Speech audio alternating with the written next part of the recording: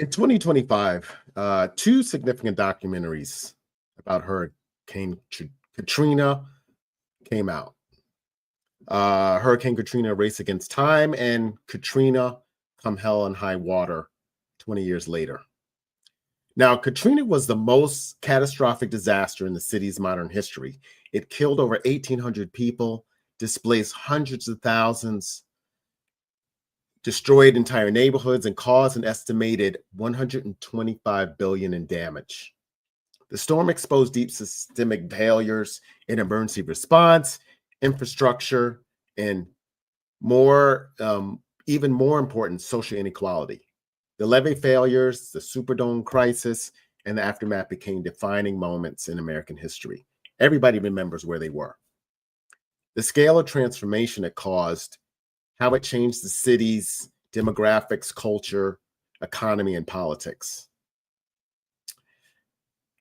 You know, before Hurricane Katrina, entrepreneurship in New Orleans was about startup incubators or venture capital. It wasn't about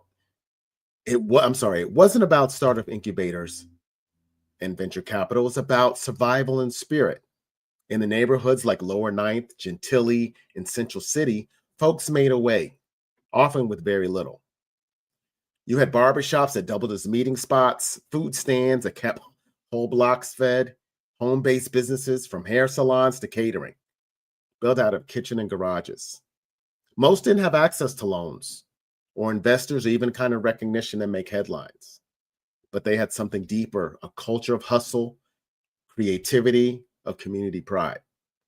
Owning a business wasn't just about money. It was about dignity, about saying, this is mine, I built this.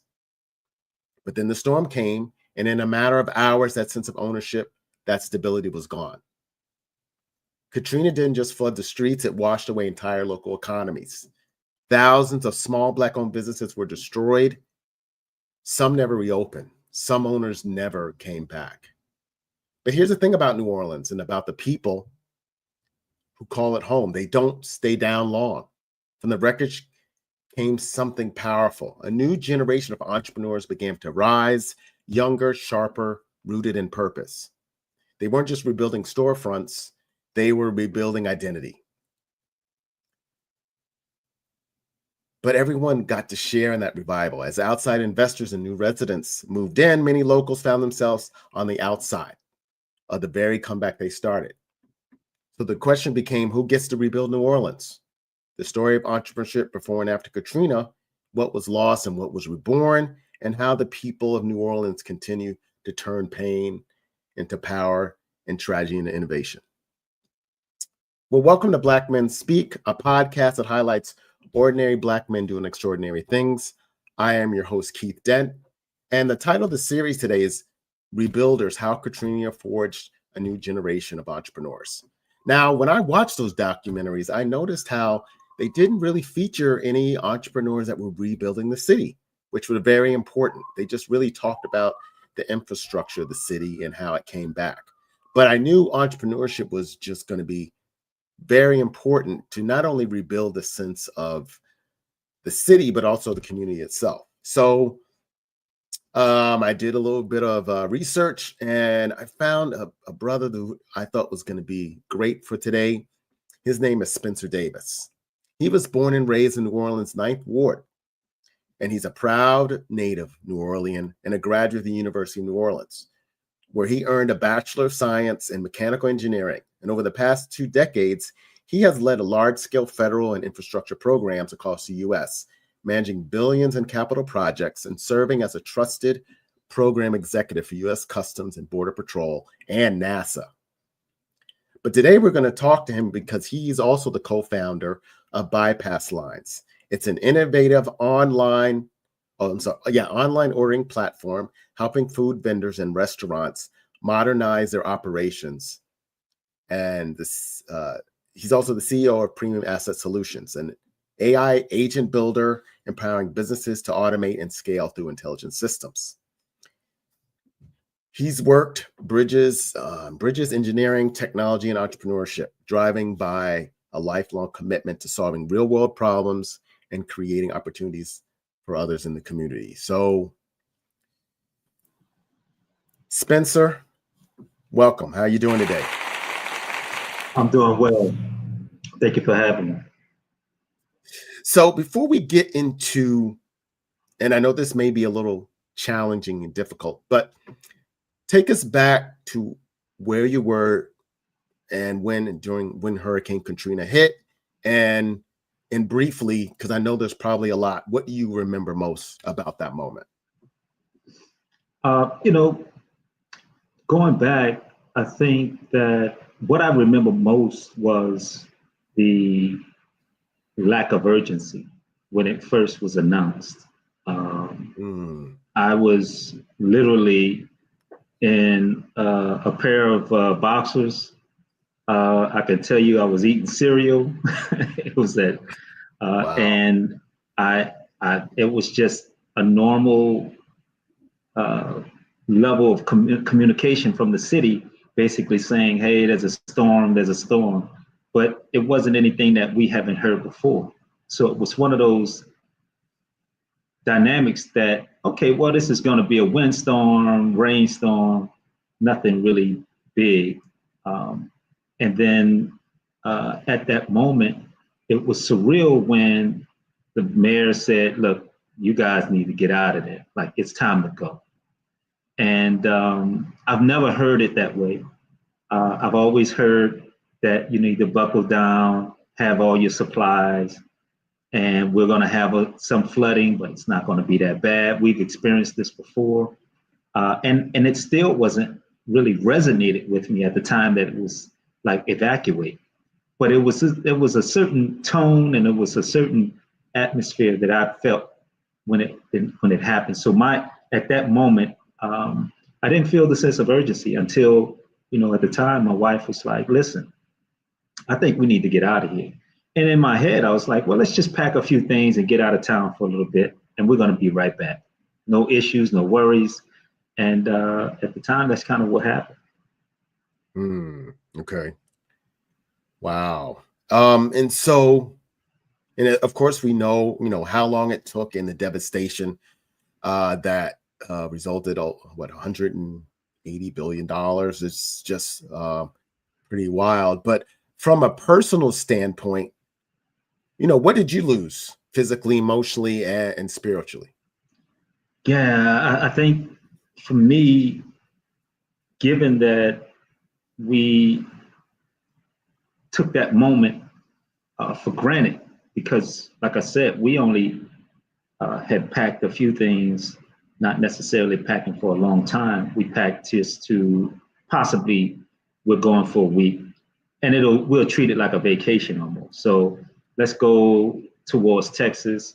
Now, of course, because of that announcement of everybody leaving, it was a mass exodus. So it took us what would have taken us let's say 4 to 5 hours to get to Houston. It took us 16 hours to get to Houston. Mm, And so because of it was just bumper to bumper traffic, all you saw was red lights. And I'm telling you, it was all the way from New Orleans, all the way into Houston, where you saw red lights. So it was really wow. 16 hours getting there. Um, so so feeling that in my head, I'm like, well, that's just as a result of the fact that the announcement was made. But what I lost, once everything was over, we got a chance to get back to New Orleans. It took a lot longer than I anticipated. It actually took us what I thought was going to be a week. It took us 18 months Mm, to get back to New Orleans because uh, the reports you couldn't come in, all the flooding, all the looting. There was just a chaos.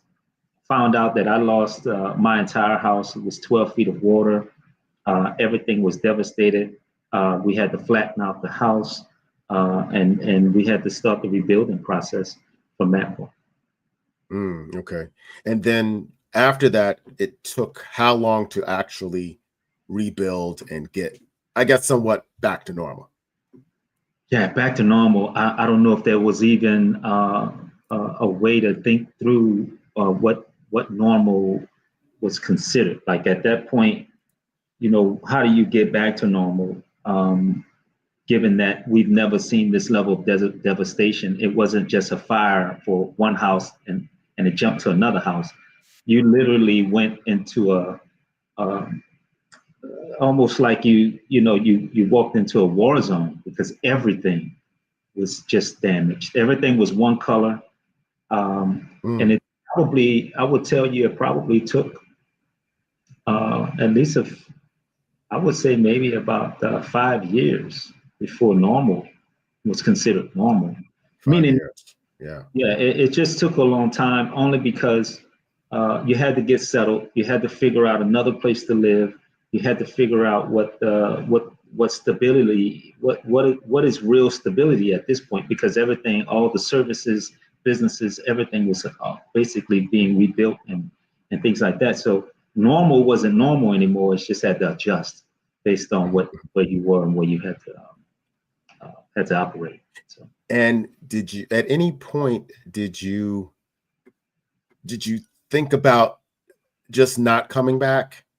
And then also, because you grew up in the Ninth Ward, were there some of your neighbors that didn't come back?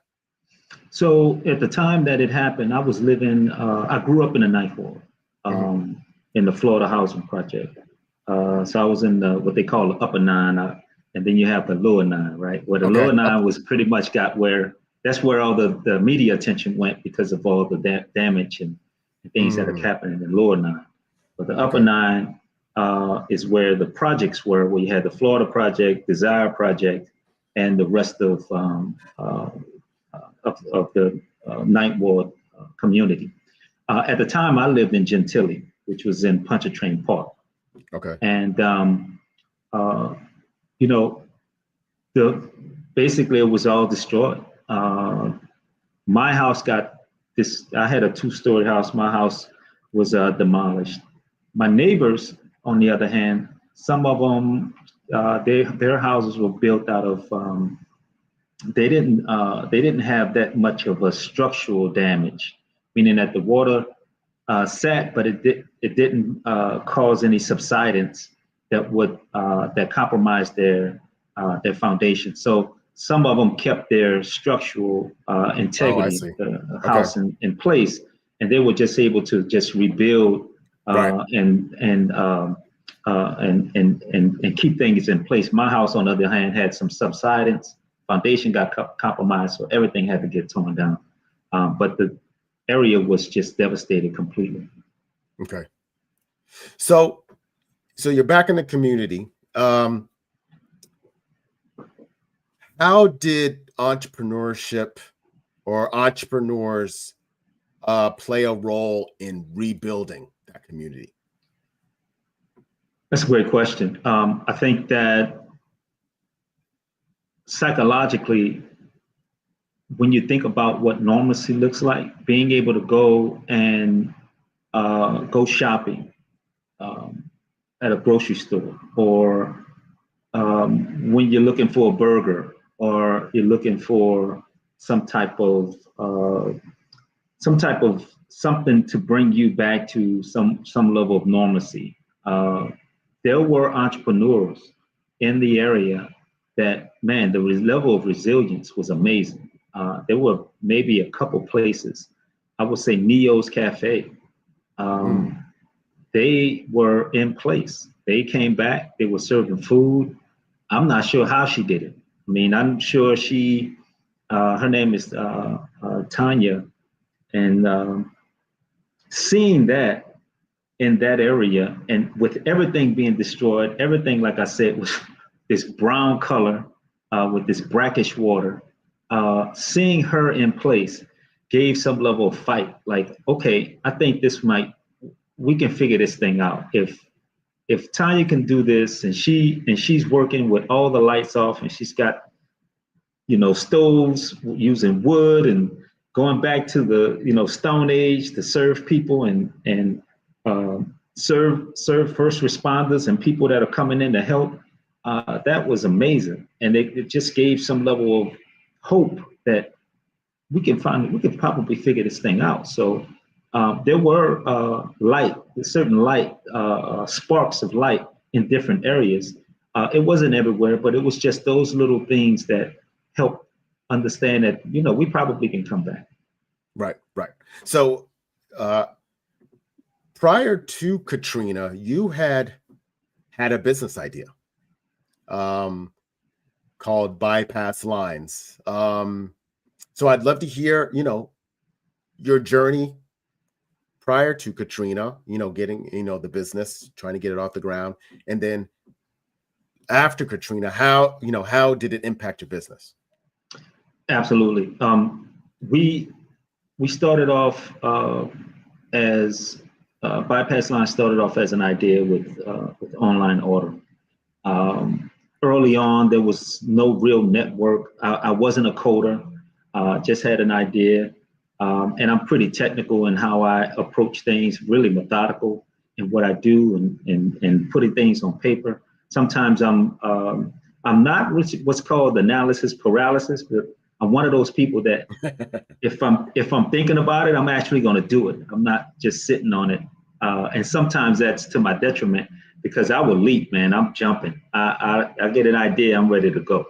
So I had the idea, and at the time I hadn't met my partner yet, but I had the idea, and just when I had basically put some level of semblance of the idea together with the coding and a working model, I met up with Sharon, and we went into beta. We started signing people up with a concept, literally on paper. We had 200 restaurants. Wow. All ready to go. And we had one or two that was somewhat operational. They were getting, what's funny is that the way the model was working, folks didn't go online. They would call in, and the order, the way the answer machine would work, the order would go to the owner's phone as an email. And okay. He got a text message to see that there was an order. So I was able to get that type of model in place, and he loved it at the time it was happening, but it was intermittent. So sometimes he would get the order, sometimes he won't. And so the person would show up and they were like, well, I put in the order, and he's like, I didn't get it. But we were just working through the kinks at the time. And but we had about 200 restaurants ready to roll, and then Katrina hit. And that basically shut everything down. And like I think we talked about before, it was a gift, it was a blessing, and then it was a curse. It stopped us in our tracks, which is horrible. But then I think it gave us the opportunity to really spend time on really working through all the problems that we had, that we were experiencing at the time. That's pretty wild, because I mean, I guess before Katrina, and we have a little background because I know New Orleans played a game today. There really wasn't DoorDash and Uber Eats before then. So how did you come up with this idea? And I mean, when we know, New Orleans is known for its food. So, and even just going to the restaurants is an experience. So why were you creating this business? It was, honestly, I'm just impatient. I'm super impatient, man. I think I'm diagnosed with ADHD, man. I just don't, I don't want to wait. I'm ready to, if I'm ready to get something, I want to go get it. Okay. And I want to find a solution for it. Keith, listen. Wow. I'm not one of these people that I'm waiting for someone else to find the solution. I'm the guy that's going to figure out, well, okay, I can't do this. I wonder how I can do that, right? And so standing in line, checking out, and there was a lot of people at the time. I'm waiting on this particular thing, and I'm like, there's got to be a better way for me to get what I want. I got to go other places. Man, if I could just order, or I thought about a hollering system. Can I holler at somebody and they just get my order?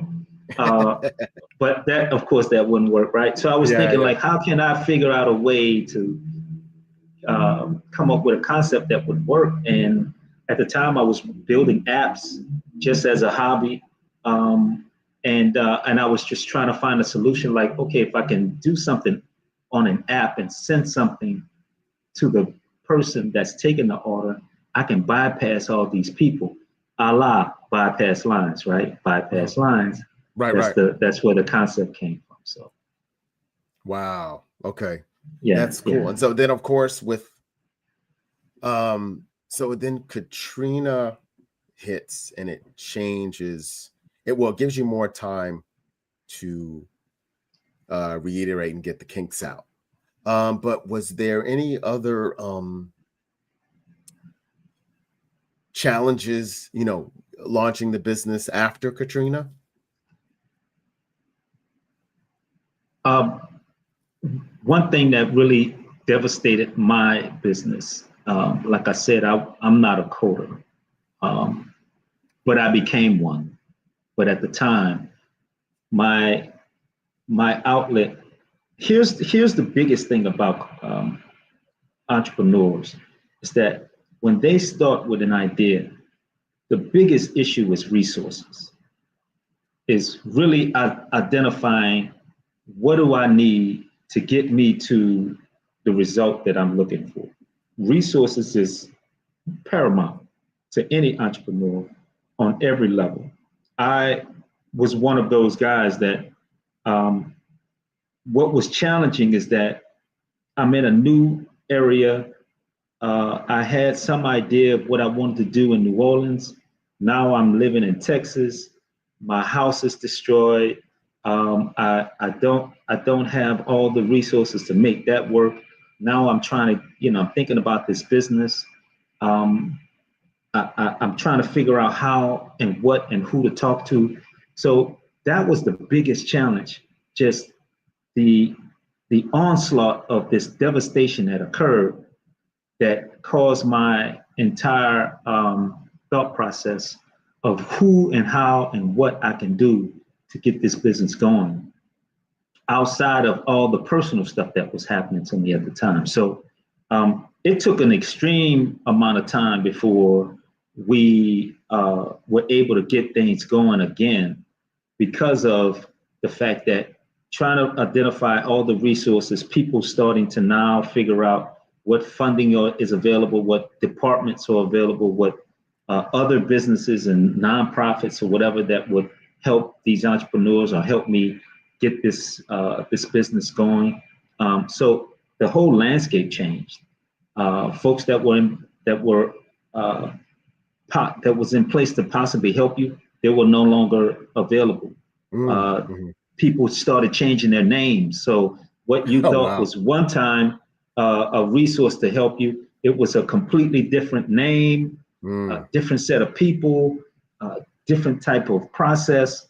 All of these things had changed. So identifying what those resources were, that was the biggest challenge for me. okay. I guess, but on the flip side, how did you rely on your resiliency, I guess, to get you to the point where you're at now? I think it came down to I had a father who was he had an eighth grade education. Never knew that he was in that predicament, meaning that this guy had this level of education. This guy always had a business, had food trucks. He was a Mm, DJ, had snowball stands, had a pie business. You never knew that he had all these things piled up against him. Never had a complaining day. Always moved with some strategic plan. And I saw that. That was okay. my example. So, okay, we got a storm that happened. Okay, the house was destroyed. Okay, we got to figure this thing out. So it's just, I never saw where devastation happened and you just give up and you just stop or you just keep walking. And so Okay. for me, I'm not sure for everyone else, but for me, it was my example that I received when I was younger, that my dad was one of these people that just was a grand hustler, man. He found ways to make it work, never really put a lot of emphasis on why it's not working. He put a lot of emphasis on let's just make it work. I didn't hear him complain about it. He didn't make a big deal about it. It just happened. So that's been my attitude from day one, man. Just make it happen. Figure it Right. out. Get it Yeah, done. I heard about the snowballs down in New Orleans. I saw a food documentary. I was like, oh man, they look so good, because it's the way, I guess the way the shaved ice is. It's not like the snow cones. You know, Right. I lived in Texas, so we had snow cones, not snowballs. Same thing, man. But I tell you, them we snowballs, put well, our the flavor ice on is so ours. fine. Yeah, I'm sure Yeah, you do. I'm yeah, we sure put you our do. So flavor on ours, man. We got our that's touch. awesome. So what would you say, what is the secret sauce of Bypasslines, and how has I guess the business changed over time? Yeah, that's a great question. The secret sauce was more of uh, the fact that we were very flexible in adjusting to the different type of food vendors that we were able to help. Most of the online ordering platforms that were started to come into existence was more for the, let's say, standalone brick and mortar type restaurant vendors, or restaurants that were out there. Sit down. They wanted to have some type of to go service. So now they were able to just have online ordering. Orders went to the kitchen. What made us unique right now, what made us unique is that we were able to apply online ordering to food trucks, to caterers, to independent folks that were working out of their house. It gave them the ability to have some level of technology right now. They didn't have to wait till they got an establishment to have online ordering. All they needed was a business, and if they wanted to serve food and they wanted to have a technological way of reaching people, we provided that platform for them. So that was our secret sauce. How we manifested now is that we're introducing AI. So you don't have to answer the phone. Matter of fact, you don't have to have a phone, but you can have a person that can answer the phone, take an order, uh, uh, uh, complex questions, ask any complex questions that are needed, and be able to get orders into the owner and into their kitchen without them having to answer any phones or take up time to do that. Wow. Yeah. And so that means you're actively competing with the giants, I guess, of like DoorDash and Uber Eats. Is that correct? So the way we look at it is we are not looking to compete.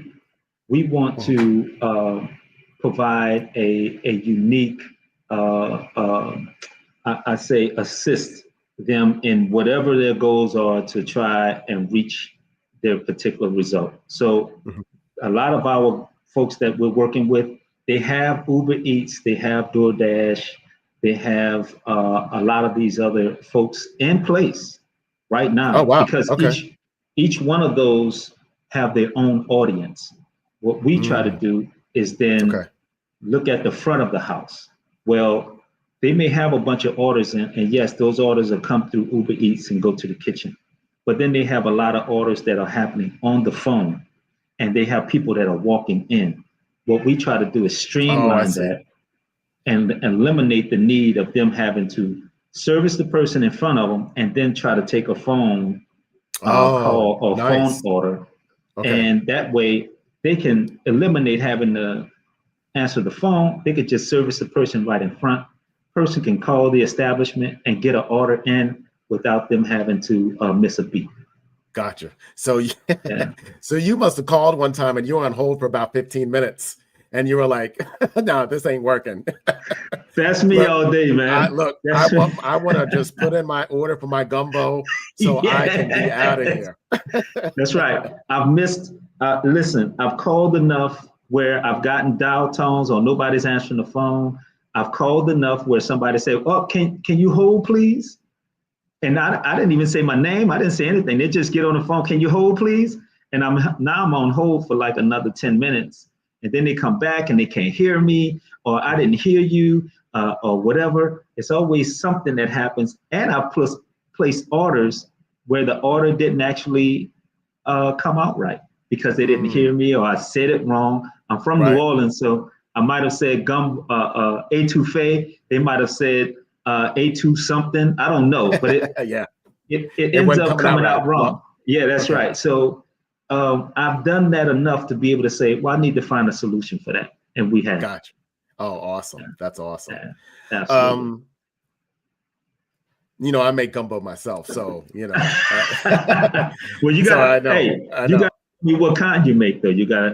They got okra, they got seafood, they got. No, so I like okra myself, but Okay, the rest of the fam does not. So I don't put the okay, okra in, but it is seafood gumbo. I got the chicken, the sausage, and all okay. that good stuff. So yeah, Oh, that's good. and the crab. So there you go. Nice, Um, nice. so since this is this series dealing with it, and this is kind of my Pinnacle of Color series. So I just because you're in the community, has like an influx of men of color taken to entrepreneurship to help build the community that you've seen? And if not, why not? Why haven't they stepped to the forefront to help rebuild the community? I think it's I think when you think through what does that look like, when you think about men, black men coming in and doing their thing, and being leaders or coming in and being as present, um, you know, as they need to or as they should as part of the community rebuild. I think that a lot of there hasn't been a whole influx of black men coming in to assist. However, there have been key black men coming in, where it's not a abundance, but there are those that come in from politicians to community leaders. There's a few restaurants that have opened. Black men have opened different Jamaican restaurants, different African type restaurants, and they've been in the community. Some of the politicians have been black men, have shown up and have showed out. I mean, being a part of the inner workings of rebuild and mental health services and things like that. I find that there are people that black men have been in the trenches now. You see those faces over and over again. It's always amazing if more can come in, but the ones that have showed up have done an amazing job. Yeah. Okay, great. And I know we have just a few more minutes. So if and so for the young people that jobs right now are very challenging. We're in some very difficult times, but folks especially the young people in New Orleans may have some great business ideas, and they may think about starting a business. What and then I'm thinking more because you have the local feel. What are some things that they would need to do in order to ensure that they are successful? Get out of thinking that you need anyone or any additional resources in today's environment to be successful. And I'm going to clarify why I say that. Okay. You in today's environment, you have all these free tools. It may not feel like you have the audience or the following. You have the tool, and you have a algorithm. I say, turn on the camera and just film. Turn on the camera and just talk. Turn on the camera and just give what you have to the world. Now, it's going to take time. Right. It's going to take effort. But what I say is that now you don't have to wait for anything. Instagram, TikTok, Facebook, especially TikTok, has been just incredible for so many people that being able to just share your idea over and over and over again has created a number of opportunities that otherwise no other platform has provided. And just to give you one example, I've been in a situation where I, again, just to test out the idea of creating what they call a faceless channel. And I came up with a concept of Business Go-Getter. It's a channel where I brought in just information about different business opportunities for folks and different things that they can do online to make money. So I created the channel. And what's interesting, Keith, is that within I'd say about a 3 to 5 month time frame, that channel went from, I'd say, it started off with maybe 10 people. It's now up to 38,000 within a short amount of time.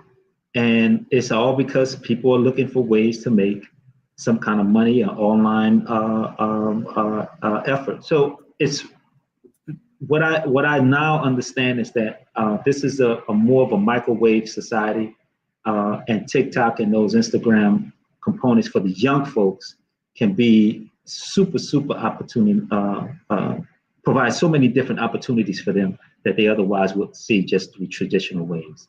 Things have changed a lot. Wow. Yeah, everybody can. I may have to call you about that. You know, but that's because that's. I mean, that could change the game, and I mean that would just really equalize a lot of folks because everyone's got a phone. Everyone has that opportunity to do that. It's just that's a grinding. It's grinded out.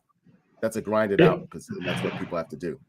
Yeah, between what I've seen, and this is, and I got another test that I'm getting ready to actually put into play because of the AI agents that we're doing.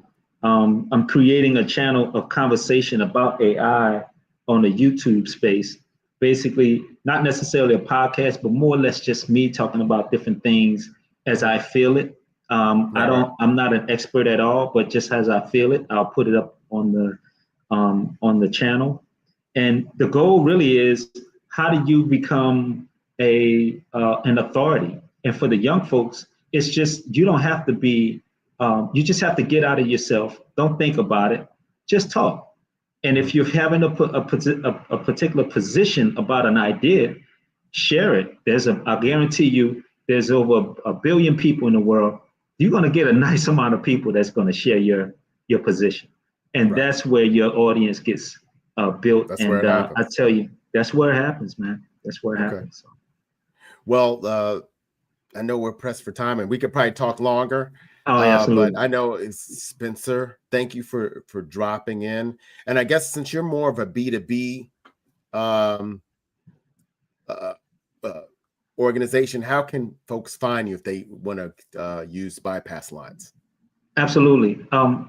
There's a couple ways. Instagram, Bypasslines app. That's Bypasslines app, at Bypasslines app. You can go to bypasslines.com. You can always drop me something in Facebook, Bypasslines at Bypasslines, or LinkedIn.